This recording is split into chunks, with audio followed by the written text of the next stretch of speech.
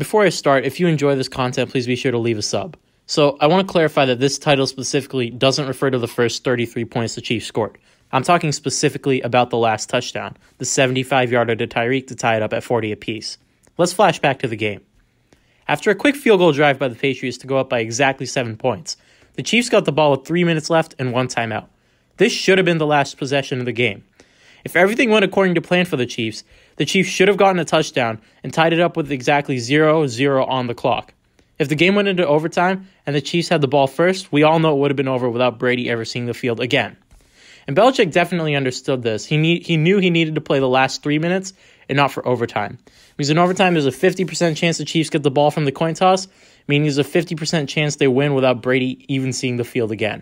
The defense sucked in the second half, and there's no other way to put it. They weren't going to make a stop regardless on that final drive. So it was either the Chiefs score immediately and Brady gets to put together a drive to potentially win on a game-winning field goal, or the Chiefs score with 0-0 left on the clock and it goes into overtime, and the probability is that the Patriots might have lost. Now, I know what you're thinking. How could Belichick let a team score? That makes absolutely no sense. But you have to remember, Belichick is no stranger to bold strategies like this. We've seen him give up points on purpose to put his team in a better overall position to win the game. For example, in 2003, he gave up an intentional safety for better field position, which was a strategy that actually paid off, and the Patriots won that game. We've also seen Belichick let teams score to get Brady back on the field, such as against the Giants in the 2011 Super Bowl when they let Ahmad Bradshaw get a touchdown. So it's not a totally outrageous thought to think that the score might have been intentional. Now let's talk about how Belichick actually baited the quick score, and of course the answer lies in the film. Earlier in the game, the Patriots kept running a single high safety over Tyreek to quote-unquote stop him over the top, and I say that because it obviously didn't actually work. To counter that, Tyreek would run across the face of the safety and get wide open through horizontal separation on deep crossers.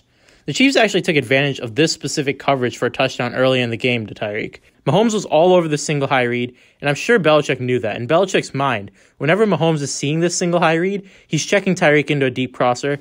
In fact, that's exactly what happens into this play. Now let's see how that translates to the actual 75-yard touchdown. The Patriots show a similar cover 1 shell, virtually identical to the touchdown I just showed, and they actually end up playing a form of cover 3. Duron Harmon and Stephon Gilmore drop back like they're supposed to, but McCourty stays closer to the line and settles in an underneath zone to cover Kelsey on the curl instead of staying over top. So Kelsey runs a curl, the Z receiver runs a deep in, and of course, you guessed it, Tyreek runs a deep crosser. What's interesting here is that you see Hightower and McCourty essentially occupy the same zone, which I think further shows that D-Mac is the one who is supposed to have that deep zone, but instead stays shallow. And because of that, Kelsey is actually triple covered on this play, while Tyreek literally isn't even 0 covered, if that's a thing. Once again, Tyreek runs across the face of the safety and gets into the open field. I want to point out that Duron Harmon's hips are actually turned towards the weak side, so his role here is to actually stop Tyreek from running a streak. The Patriots are literally playing the worst possible defense they can to stop this deep crosser from Tyreek, a route which they saw a million times during the game. By showing a cover 1 look and leaving an easy wide open hole in the cover 3 and only covering 2 deep defenders, it's like they actually want Tyreek to run that deep crosser to get wide open for an easy touchdown. When he catches this ball, there's literally no one within 7 yards of him, and it seems like such a bad defensive collapse that it almost has to be some sort of bait. It's one of those too good to be true moments for the Chiefs. At the very least, Belichick's strategy for the Patriots had to have been to play the run over the pass. If the Chiefs handed this ball off on the play action to Kareem Hunt and milked the clock, the Patriots would have been in a lot more trouble than if they just completed a long bomb right away and scored. That's exactly what happened, and that might explain why D-Mac stayed sucked into the line to stop Mahomes or Hunt from running it. Now, if this was actually a coaching decision by Belichick and not a defensive collapse, it might be one of the best coaching decisions of his career. The clock and game management right at the end of the game by him were absolutely phenomenal. And when we say Bill plays chess while every other coach plays checkers, this is what we mean. Big picture stuff. By accepting the inevitable doom of his defense, he's able to maximize the productivity of his offense and finish the game off strong.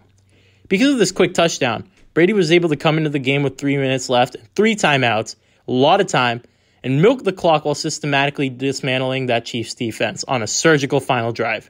And of course, as you all know, the Patriots won because of this. Overall, this game had one of the best game plans I've ever seen from Belichick, even if that last score wasn't intentional. The idea of running the ball over and over to eat clock and keep Mahomes on the sideline was a big reason that offense was able to produce and why that defense didn't collapse for the first half. Just a little disclaimer, though. If this actually was a legit defensive collapse, then this may have been the worst game of Devin McCourty's entire career. This would mean that would be the 3rd touchdown he allowed that game and the 5th touchdown he allowed in 2 games. I mean, even if this was a planned touchdown, actually, he's still given up 4 touchdowns in 2 games. D-Mac has a pretty big cap hit on him, so watch out for him this season because he might have to take a pay cut at the end of the year. And honestly, even though he's a locker room leader and I love him, I have a signed football by him, I would not be surprised if I found him in a different uniform altogether next year. D-Mac has to change. Something has to improve. I really hope he gets back on track. And with that said, if you enjoyed this video, please be sure to leave a like, comment, and subscribe. Go Pats!